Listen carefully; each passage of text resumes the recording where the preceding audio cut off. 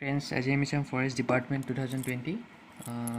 108 Forest Guard and other post aptitude and reasoning section kini part 6 আজি part 5 টা কৰাই দিয়া হৈছে সো হেকেটা ভালকে চাই লব তাৰ পিছত 6 টো চাব পাৰে সো আৰু চাওক আপোনালোকে যদি কোনো এটা ষ্টেট গভৰ্নমেণ্ট এক্সাম যেনেকৈ আপোনাৰ হওক বা আসাম পুলিচ বা হেল্থৰ বা আপোনাৰ ধৰি লওক যিকোনো এক্সাম যেনেকৈ এপিডিচিএল হৈ গ'ল তেনেকৈ বা ষ্টেট গভৰ্নমেণ্টৰ যিকোনো এক্সামৰ কাৰণে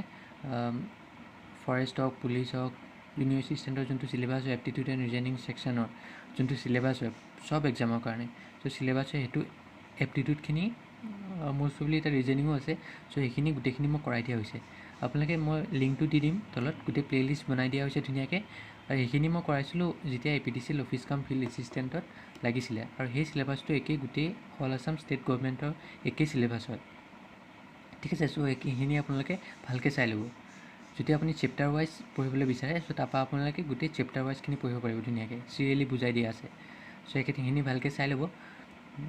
আৰু চ' এইখিনি আগতে এইখিনি চাই পেলাই তাৰপিছত এইখিনি কৰিলেও হ'ব তেনেকৈ মই লিংকটো দি দিম বাৰু আপোনালোকক যোনটো প্লে'লিষ্টৰ লিংকটো দি দিম চ' আপোনালোকে তাত চাব পাৰিব চ' আজি ষ্টাৰ্ট কৰোঁ আহক কি দি আছে কুৱেশ্যনটো Ramesh starts walking straight facing south. After walking 30 meters, he turned to his right,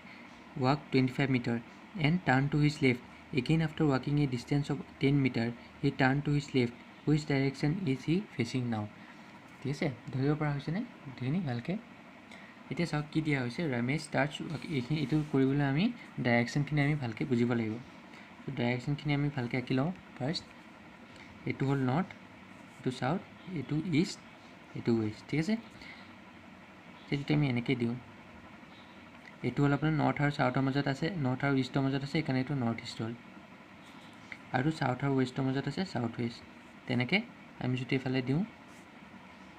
south আৰু ইষ্টৰ মাজত আছে চাউথ ইষ্ট আৰু এই লাইনটো ৱেষ্ট আৰু নৰ্থৰ মাজত আছে সেইকাৰণে আমি নৰ্থ ৱেষ্ট দিম বুজি পালে এইটো ডায়েগ্ৰাম আপুনি সদায় মনত থ'ব এইটো মষ্ট ইম্পৰ্টেণ্ট আপুনি এইটো যদি নাজানে ডায়েগ্ৰামটো আপুনি ছল্ভ কৰিব নোৱাৰে অংককেইটা বুজি পালে চ' আমি ষ্টাৰ্ট কৰোঁ আহক ৰমেশ ষ্টাৰ্ট ৱাকিং ষ্ট্ৰেইট ফেচিং চাউথ চ' ৰমেশ ধৰি লওক ইয়াত আছিলে ৰমেশে কি কৰিলে সি চাউথত ফেচ কৰি গ'লে চাউথ কোনফালে আছিলে এইফালে চ' সি এইফালে গৈ আছে ঠিক আছে এইফালে সি কিমান গ'ল আফটাৰ ৱাকিং 30 মিটাৰ চ' সি 30 মিটাৰ তললৈ গ'ল চাউথত গ'ল ধৰি লওক ইমানখিনি 30 মিটাৰ আমি এজিউম কৰি লৈছোঁ 30 মিটাৰ হ'ল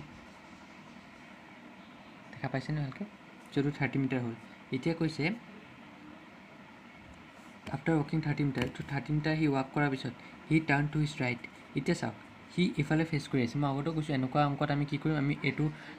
লেফ্ট হেণ্ডটো আমি ইউজ কৰিম চ' কি সি কোনটো এইফালে যেতিয়া সি চাউথত গৈ আছে সি কোনফালে চাই আছিলে এইটো চাইডে চ' এইটো চাইডে চাই আছে চ' এতিয়াও সি এইটো চাইডে চাই আছে চ' এইটো চাইডে চালে তাৰ লেফ্ট এইটো হ'ব ৰাইট এইটো হ'ব সদায় মনত থ'ব যে আপোনাৰ এইটো পাৰ্ট ৰাইট হয় আপোনাৰ এইটো পাৰ্ট ৰাইট এইটো পাৰ্ট লেফ্ট ঠিক আছে চ' এনেকৈ যদি সি চাই আছে তাৰ লেফ্ট এইটো হ'ব তাৰ ৰাইট এইটো হ'ব চ' কি কৈছে ইয়াত আফটাৰ ৱাকিং 30 মিটাৰ যোৱাৰ পিছত সি টাৰ্ণ টু হিজ ৰাইট চ' এনেকৈ আছে চ' ৰাইট কোনটো হ'ব এইটো চাইড হয় নাই চ' এইটো চাইড সি টাৰ্ণ কৰিলে টাৰ্ণ কৰাৰ পিছত কি কৰিলে সি 25 মিটাৰ গ'ল 25 মিটাৰ আমি আঁকিলোঁ এইখিনি 25 মিটাৰ হ'ল 25 metre and turn to his left এতিয়া সি কোনফালে চাই আছে এনেকৈ চাই আছে হয় নাই এনেকৈ চাওঁতে তাৰ লেফ্ট কোনটো হ'ব এইটো হ'ব ৰাইট এইটো হ'ব ঠিক আছে কি কৈছে তাৰপিছত and turn to his left চ' এইফালে চাই আছে চ' লেফ্ট এইটো হ'ব চ' টাৰ্ণ টু হিজ লেফ্ট সি লেফ্টত এনেকৈ গ'ল লেফ্ট এগেইন আফটাৰ ৱাকিং এ ডিষ্টেঞ্চ অফ 10 মিটাৰ চ' সি এনেকৈ 10 মিটাৰ গ'ল ঠিক আছে চ' সি এনেকৈ 10 মিটাৰ গ'ল আমি ইমান 10 মিটাৰ দি দিওঁ চ' এইখিনি 10 মিটাৰ গ'ল সি টাৰ্ণ টু হিজ লেফ্ট এতিয়া আকৌ সি এনেকৈ চাই আছে এনেকৈ চালে তাৰ লেফ্ট কোনটো হ'ব এইটো চাইড চ' আকৌ লেফ্টত গ'ল এনেকৈ চাই আছে চ' এতিয়া এইটো চাইডত এইটো ডাইৰেকশ্যনত চাই আছে ঠিক আছে চ' এইটো ডাইৰেকশ্যনত চাই আছে এতিয়া কৈছে আমাক সি টাৰ্ণ টু হিজ লেফ্ট চ' এইখিনি আমি পালোঁ which direction is E fetching নাও চ' সি এইটো ডাইৰেকশ্যনত ফেচ কৰি আছে এইটো ডাইৰেকশ্যন কোনটো হ'ব ইষ্টৰ ডাইৰেকশ্যনটো বুজি পালে হি ইজ ফেচিং ইষ্ট বুজি পালে ফাৰ্ষ্ট সি গ'ল চাউথত 30 মিটাৰ গ'ল 30 মিটাৰ যোৱাৰ পিছত আপুনি যেতিয়া এনেকৈ যাব আপুনি এইটো মনত থ'ব যে আপুনি আপোনাৰ লেফ্ট হেণ্ডৰ ডাইৰেকশ্যনটো কোনফালে থাকে যদি আপুনি 30 মিটাৰ চাউথত গৈছে আপুনি চাউথত এনেকৈ দিব লাগিব 30 মিটাৰ তাৰপিছত 30 মিটাৰ এনেকৈ দিয়াৰ পিছত তেতিয়াহে আপুনি গম পাব যে আপোনাৰ লেফ্ট আৰু ৰাইট কোনটো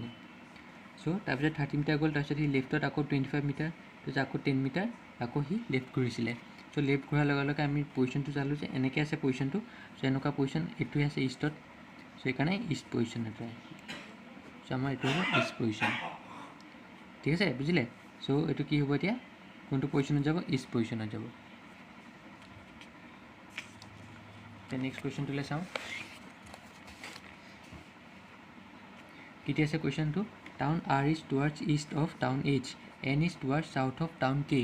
town K is towards which direction of town H it কৈছে টাউন R টো কোনটো হয় টাউন R টো is towards east of town H town H ৰ ইষ্টত আছে টাউন H ৰ ইষ্টত আছে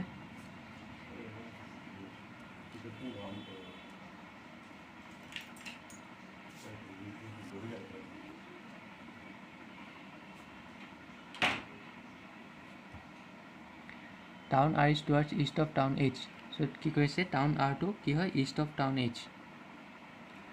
টাউন H ৰ ইষ্টত আছে টাউন R so আমি টাউন H টো আঁকি লওঁ ইয়াতে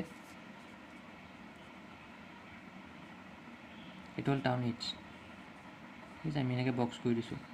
টাউন H টো ইয়াত আছে আৰু টাউন R টো কোনটোত আছে east towards east of town H town R টো H ৰ ইষ্টত আছে আমি আকৌ ডায়েগ্ৰামটো যদি আমি চাওঁ কি হ'ব ইষ্ট ৱেষ্ট নৰ্থ চাউথ চ' টাউন R টো কোনটো হ'ব ইষ্ট অফ টাউন H চ' ইষ্টত গ'ল মানে এইফালে হ'ব টাউন R বুজিলে টাউন এতিয়া কৈছে টাউন R টো is towards east of town H so' town R টো টাউন H ৰ ইষ্টত আছে টাউন H টো আঁকিলোঁ টাউন H ৰ ইষ্টত আছে টাউন R আৰু কৈছে টাউন R টো কোনটো হয় টাউন R টো is towards south of town K আৰু টাউন K চাউথত মানে কি হ'ব টাউন R ৰ নৰ্থত হ'ব মানে চাওক টাউন K চাউথত আছে যেতিয়া আমি টাউন K টো ইয়াত আঁকো টাউন K টো যেতিয়া আমি ইয়াত আঁকো চ' টাউন K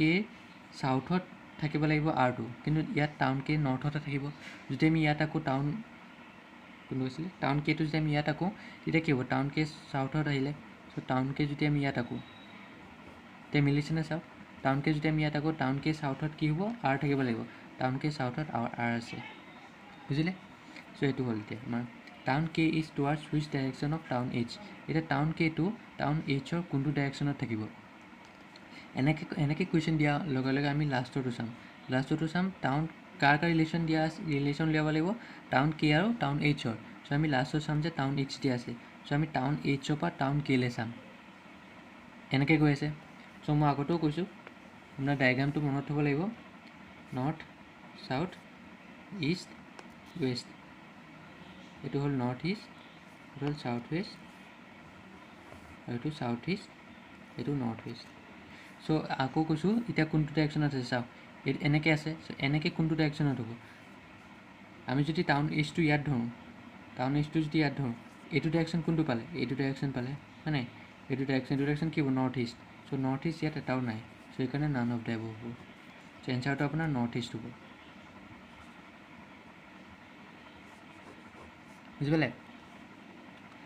বুজি পাইছেনে কেনেকৈ কৰিলোঁ জাষ্ট এইটো খালি চাওক টাউন R টো কি হয় টাউন H ৰ ইষ্টত আছে টাউন R টো আমি কি কৰিলোঁ টাউন H ৰ ইষ্টত মানে টাউন H ৰ ইষ্টত টাউন R থাকিলে এতিয়া টাউন K চাউথত আকৌ টাউন R আছে যদি আমি টাউন K টো আমি ইয়াত আকৌ তেতিয়া R টো নৰ্থতে থাকিব কিন্তু R টো K চাউথত থাকিব লাগে চ' সেইকাৰণে আমি টাউন K টো ইয়াত থাকিলোঁ যাতে টাউন R টো K চাউথত আছে চাওক টাউন K পৰা যদি আমি চাওঁ R টো চাউথত পাম নাই তলত আছে চাউথত চ' সেইকাৰণে আমি এইটো ডায়েগ্ৰাম আঁকিলোঁ চ' এতিয়া আমাক কৈছে যে টাউন K টো টাউন H ৰ কোনটো ডাইৰেকশ্যনত আছে এনেকুৱা যদি আমি কুৱেশ্যন দিয়া হয় আমি লাষ্টতো চাম লাষ্টত কি দিছে টাউন H চ' টাউন H ৰ পৰা আমি K লৈ চাম টাউন H ৰ পৰা K লৈ আমি কেনেকৈ চাম এনেকৈ ডাইৰেক্ট চাম এনেকৈ যদি দিয়া হয় আমাক কোনটো ডাইৰেকশ্যন পৰিলে নৰ্থ ইষ্ট চ' নৰ্থ ইষ্ট ইয়াত নাই কাৰণে আমি নান অফ দ্য এবভ দিলোঁ বুজি পালে চ' এইটো আপোনাৰ এইটো মনত থ'ব এইখন চাৰ্টখন মনত থ'ব কোনটো পজিশ্যন কোনটো কি কয় এইটো মনত থ'ব সদায় ঠিক আছে আৰু এনেকুৱা অংক কৰিবলৈ দুটা মনত থ'ব লাগিব আপোনাৰ এইটো মনত থ'ব আৰু লেফ্ট ৰাইটটো মনত থ'ব লেফ্ট ৰাইটটো আপোনাৰ লেফ্ট হেণ্ডি আপোনাৰ কৰিব লেফ্ট হেণ্ডি আপোনাৰ যোনটো ডাইৰেকশ্যনত চাই যদি আপোনাৰ মানুহটোৱে নৰ্থ ইষ্ট ডাইৰেকশ্যনত চাই আছে তেতিয়া আমি এনেকৈ নৰ্থ ইষ্টত বহাম আৰু নৰ্থ ইষ্টত বহালে তাৰ লেফ্টটো এইটো ৰাইটটো এইটো পৰিব আৰু লেফ্টটো এইটো পৰিব এনেকৈ যদি মানুহটোৱে নৰ্থ ৱেষ্টত চাই আছে তেতিয়া আমি এনেকৈ চাম এনেকৈ ক'লে তাৰ ৰাইটটো এইটো পৰিলে লেফ্টটো এইটো পৰিলে তেনেকৈ যোনটো ডাইৰেকশ্যনতে চাই চাউথত চালে এনেকৈ হ'ব চাউথত চালে এনেকৈ কি হ'ব এইটো হ'ল আপোনাৰ লেফ্টটো এইটো ৰাইটটো বুজি পালে এইটো সদায় মনত থ'ব